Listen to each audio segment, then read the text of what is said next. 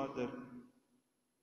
Αγαπητοί εν Χριστώ αδελφοί, ας αφιερώσουμε 10 λεπτά από το χρόνο μας, όσο διαρκεί μία αιμοδοσία, να προσέξουμε τα λόγια του Κυρίου μας. Το Ιερό Ευαγγέλιο, το Ιερό Βιβλίο της πίστεώς μας, είναι χωρίς αμφιβολία το καλύτερο ψυχοθεραπευτικό βιβλίο. Στα αλήθεια, θα μπορούσαμε να θεραπευτούμε όλοι μας, γιατί ο Κύριος μας και θέλει και μπορεί να μας θεραπεύσει, εάν δίναμε σημασία στα λόγια Του, σε αυτά που μας λέει. Εάν, συγχωρέστε με για την αδόκιμη έκφραση, παίρναμε τα λόγια Του της μετρητής. Σήμερα λοιπόν, ο Ιερός Ευαγγελιστής Ματθαίος, που συνεχίζει την αφήγησή του μετά τον χορτασμό των 5.000 ανδρών, χώρια των γυναικών και των παιδιών, με το θαύμα που έκανε ο Κύριος μας του πολλαπλασιασμού των άρτων και των ιχθύων, και επειδή ο κόσμος ήθελε να τον αναγορεύσει βασιλιά. Έτσι είμαστε εμείς. Σου λέει, τζάμπα καθόμαστε, τρώμε και πίνουμε. Δεν είχαν εισέλθει στο βάθος του νοήματος, του θαύματος που τους έκανε ο Χριστός. Ο Χριστός μας λοιπόν θέλει να θεραπεύσει και το σώμα μας και την ψυχή μας. Νοιάζεται και για τα δύο, γιατί ο άνθρωπος είναι ψυχοσωματική ύπαρξη.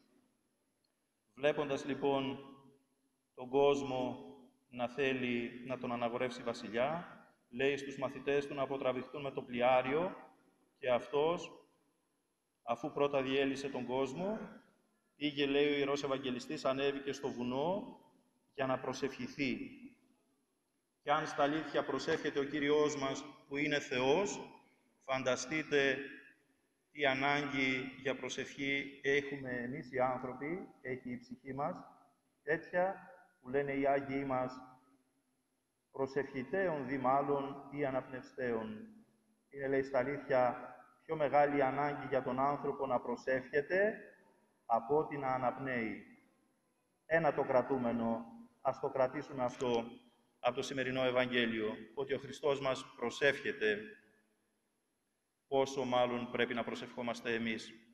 Και όταν λοιπόν προχώρησε η νύχτα, τότε λέει ο Χριστός μας, περπατώντας επάνω στη θάλασσα, λέει ο Ιερός Ευαγγελιστής Ματθαίος, προσήγγισε το πλοιάριο με τους μαθητές του. Βλέποντάς τον, οι μαθητές του, βλέποντας μια σκιά να περπατά επάνω στη θάλασσα, φοβήθηκαν, ταράχθηκαν. Γιατί νόμισαν ότι είναι φάντασμα. Μα και οι μαθητές του Χριστού φοβούνται. Ναι, είναι και άνθρωποι. Άλλωστε δεν έχουν λάβει ακόμη το Άγιο Πνεύμα. Αυτό θα το λάβουν την ημέρα της Πεντηκοστής. Τώρα λοιπόν φοβούνται, όπως φοβάται ο καθένας από μας. Ποιος από μας στα αλήθεια, τους ανθρώπους, μπορεί να πει ότι εγώ δεν φοβάμαι τίποτα. Είναι η ζωή μας κατακλυσμένη από φόβους πραγματικούς και από φοβίες. Φοβίες από αυτά τα οποία δεν είναι πραγματικοί φόβοι. Και ποιος θα μας θεραπεύσει από αυτά? Να, μας το λέει ο Ιερός Ευαγγελιστής. Πώς θεράπευσε τους Αποστόλους του. Τότε λοιπόν, αμέσως, λέει ο Ιερός Ευαγγελιστής, μίλησε στους μαθητές του και τους είπε, «Αρσείτε, έχετε θάρρος, μη φοβάστε, εγώ είμαι». Θα πει κάποιος, «Ωραία, αυτοί είναι τυχεροί, είναι οι μαθητές του Χριστού. Σε αυτούς έκανε το θαύμα. Με μας τι γίνεται?» Όχι, αγαπητοί μου, όχι, δεν είναι έτσι τα πράγματα.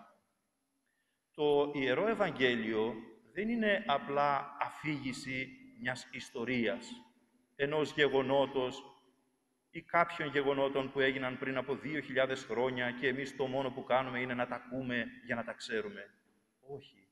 Το Ιερό Ευαγγέλιο είναι μάθημα του Χριστού στην ψυχή του καθενός μας.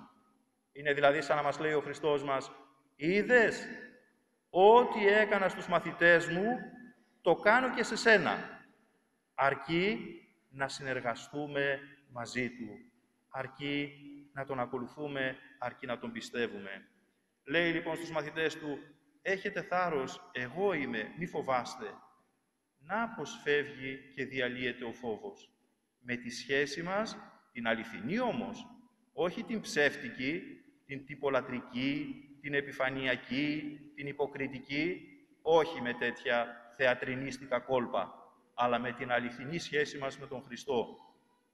Και τότε ο Απόστολος Πέτρος, αυτός που πάντοτε ήταν πιο αυθόρμητος, που έπαιρνε πρωτοβουλίες, αυτός λέει, «Κύριε, αν είσαι στα αλήθεια εσύ, πες μου να έρθω κοντά σου και να περπατήσω στα νερά επάνω, στη λίμνη». Και ο Κύριος του είπε, «Έλα». Και κατέβηκε, λέει, από το πλοίο ο Πέτρος και περπάτησε επάνω στα νερά για να έρθει κοντά στον Ιησού. Περπατούσε πάνω στα νερά. Βλέποντας όμως τον άνεμο ισχυρό, φοβήθηκε. Είπε παραπάνω ο Ιερός Ευαγγελιστής ότι το πλοίο ήταν μέσα στη θάλασσα και βασανίζονταν από τα κύματα και ήταν αντίθετος ο άνεμος. Ήταν το πλοίο με τους μαθητές του, αλλά είναι και το πλοίο της ζωής του καθενός μας. Γιατί η ζωή του καθενός μας μοιάζει με πλοίο μέσα στη θάλασσα που το βασανίζουν οι άνεμοι και τα κύματα. Οι δυσκολίες, οι θλίψεις, οι στενοχώριες, οι αρρώστιες και ο θάνατος. Αυτές είναι οι δυσκολίες που αντιμετωπίζει στη ζωή του ο κάθε άνθρωπος. Βλέποντας λοιπόν ο Απόστολος Πέτρος τον άνεμο να είναι δυνατός, φοβήθηκε. Από τη μια η πίστη του που τον έκανε να περπατάει πάνω στα νερά. Και απ' την άλλη, μόλις στην ψυχή του μπήκε από μια χαραμάδα ξανά ο φόβος, τι έκανε? Άρχισε να βυθίζεται. Και τότε πάλι έβαλε τις φωνές, έκραξε με φωνή μεγάλη και είπε, «Κύριε, σώσε με». Και τι λέει ο Ιερός Ευαγγελιστής? Ευθέως ο Ιησούς, αμέσως ο Ιησούς έκτινε τη χείρα του, άπλωσε το χέρι του και τον έπιασε και τον βοήθησε. Θα πει κάποιος, και εδώ έχουμε παράπονα. Εδώ ο Χριστός μας αμέσως ανταποκρίθηκε και τον έσωσε. Εμείς τι? Μα εμείς τόσο καιρό κάνουμε προσευχή για ένα θέμα και απάντηση δεν πήραμε. Και ποιος μας λέει, αγαπητοί μου, ότι επειδή ο Θεός δεν μας έκανε το θέλημά μας, ποιος μας λέει ότι δεν μας άκουσε κιόλας? Μας ακούει ο Θεός, αγαπητοί μου, μας ακούει και όχι μόνο μας ακούει, αλλά είναι και δίπλα μας. Τώρα, το πότε και αν είναι για το συμφέρον της ψυχής μας να ικανοποιήσει το θέλημά μας, αυτό είναι μια άλλη μεγάλη συζήτηση που δεν είναι του παρόντος. Λέγει λοιπόν ο Ιερός Ευαγγελιστής, απλώνει το χέρι του ο Χριστός μας και του λέει, «Ολιγόπιστε, γιατί εδίστασες? Γιατί έφυγε η πίστη σου, αφού περπατούσες στα νερά επάνω, αφού το είδες, το έζησες το θαύμα, γιατί ξανά άφησες τον φόβο να κυριεύσει την ψυχή σου?» Και τελειώνει ο Ιερός Ευαγγελιστής λέγοντας ότι μπήκαν και οι δύο στο πλοίο και κόπασε ο άνεμος. Και είπαν οι μαθητές, «Στα αλήθεια, εσύ είσαι ο Υιός του Θεού».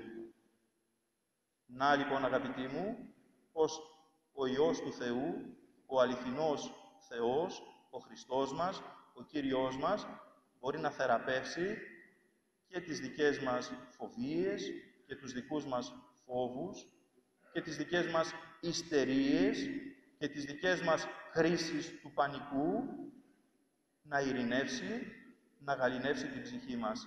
Αρκεί να έχουμε υπόψη μας τα λόγια του Χριστού μας προς τον Απόστολο Πέτρο, αυτή την φράση «Ολιγόπιστε ιστή εδίστασας». Να είμαστε σίγουροι, να είμαστε βέβαιοι. Άλλωστε αυτό σημαίνει το ρήμα πιστεύω, αυτό σημαίνει η λέξη πίστη. Πίστη σημαίνει εμπιστοσύνη και είναι το μόνο που ζητά από μας ο Κύριος μας. Να Του έχουμε εμπιστοσύνη.